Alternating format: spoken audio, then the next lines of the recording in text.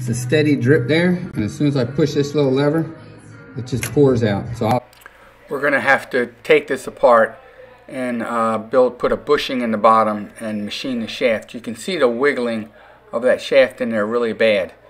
So what we're going to do is take the piece apart, take the shaft out, the throttle there, and machine the shaft and machine a new bushing and put it in there. We'll machine it with a blind end on it, which basically will cap it, opposed to just putting a bushing in it. So that way if it ever wears out again, we'll have no vapor leak and no gas leak. And here, as you see coming up now, will be the shaft that we're machining that down because that was elongated. And here we made a jig to fit the carburetor in. And now this is going to be the bushing that we're going to make. And here's where we drilled and we're reaming out the hole.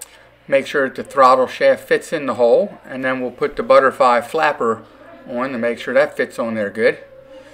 And then we'll cut off the bushing that we made, and there's the bushing with the throttle ready to go in. And here's where we press the bushing in, and then on the inside you can see where we have it fit perfectly in there. And then there's the blind end of the bushing inside of. So before, this shaft here was just wobbling all over the place.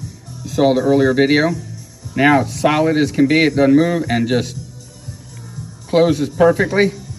And what will never happen is there won't be a leak or a vacuum leak for sure, because I put a blind end on here. When I drilled the hole where it fits in, instead of the before you saw the shaft just went through, this is pressed in. There won't be a gas leak or a vapor leak at all.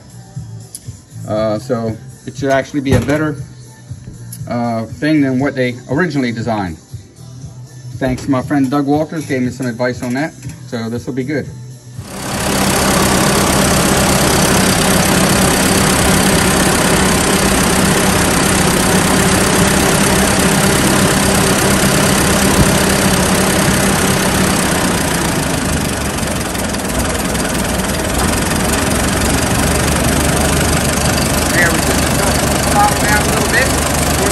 Column that is. That's just one right here.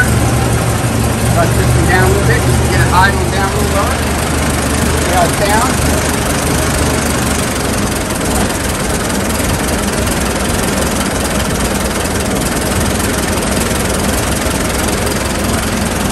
Idling really nice here.